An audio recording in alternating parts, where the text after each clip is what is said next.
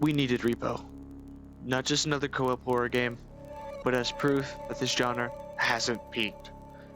Every time a new title drops, the same question gets asked. Is this just another Lethal Company clone?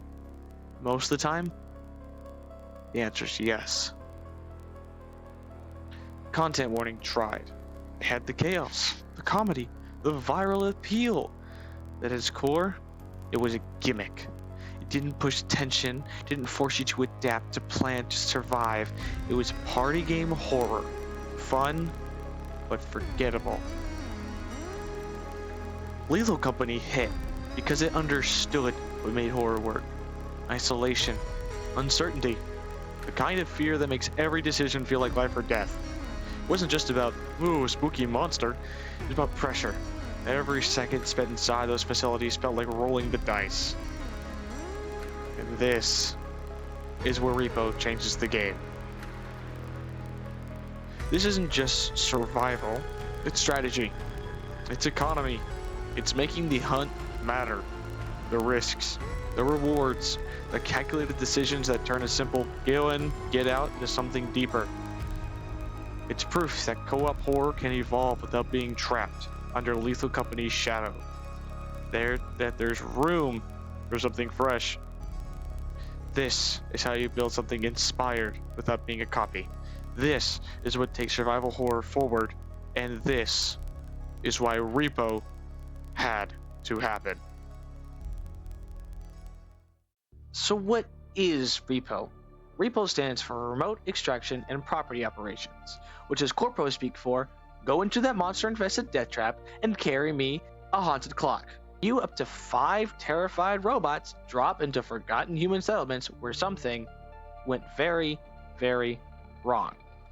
The buildings collapsing, the lighting a suggestion, the atmosphere thick enough to chew, and your job? Use your physics-based grabber to move salvage back to the ship. While creatures lurk, systems fail, and Jeff keeps talking too loud over proximity chat. No, please. Not like this. So what is the gameplay like? Well, you scan the area with your high-tech HUD, you locate high-value salvage ranging from vintage TVs to cursed teapots, you gently and carefully physics drag it back to your extraction point, and you try not to die horribly in the process. And I do mean try. Everything has real weight, which means if you bump into a door frame at the wrong angle, you're gonna hear a teammate scream a voice chat like it's a war crime. Oh, and yes, the monsters are physics-based too. If one tackles you, expect your ragdoll to bounce off the wall like a stress toy. The game respects Newton's laws more than respects your feelings. Proximity chat seems to be the real killer in games like this, especially this one, where you can not only talk to nearby teammates, so every run turns into a low-budget found footage movie. Oh, never mind, it's not working. Don't look, stop looking at me like that. Back the fuck up. Stop! I'm trying. Bro, you're just like staring. Bro, this is what I'm seeing, dude. You're just. Huh? Oh shit. Oh. It's chaos. It's panic. It's beautiful. And you've got monsters that stalk, monsters that lurk, monsters that hunt you based on sound. So yeah, that sneeze you just let out, that was your final moment.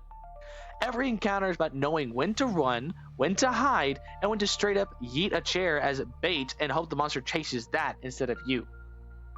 Not to mention, upgrades. After a mission, you earn surplus, the game's currency. You can spend it on tools, weapons, and robotic enhancements to turn you from fragile meat sack into slightly less fragile cyborg meat sack.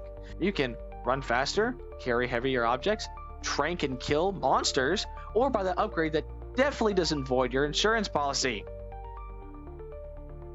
Your upgrades come from the same mysterious AI boss that sends you into these hellholes. They're cold, calculating, probably be evil, but hey, they pay on time. And lore, it's got that. Scattered around the map are like old posters, there's decorations, skeletons that piece together what happened to Earth and why every salvage op feels like you're looting a dead civilization's last breath. It's subtle, creepy, and very, what the hell happened here? It's fun. Because Repo understands that horror co-op isn't just about jump scare or panic. It's about systems, about tension, about having enough control to feel clever, and just enough danger to still feel helpless. Where content warning leaned fully into comedy chaos, Repo leans into kind of more strategy and survival, and trusts the players to make their own funny moments through actual mechanics. It's not silly for the algorithm, it's smart, solid, and stupid in the best way when things go wrong. Now, don't get me wrong, content warning's a really fun game. I enjoy it. But compared to games like Content Warning and Repo, the gameplay loop feels too loopy. It's too grindy. It's too confusing. There's not enough to let you know, say, hey, this is how this whole thing works. Here's how to do it. And it just, you end up dying and not being able to push as much as you can with the other games. Which is why Repo is the kind of game we needed. Not because it kind of reinvented the genre, but it refined it. It took the Vibes Lethal Company, stripped out the TikTok core noise, and replaced it with actual horror, actual gameplay, and the absolute fear of trying to carry a priceless vase past something that just crawled out of the ceiling.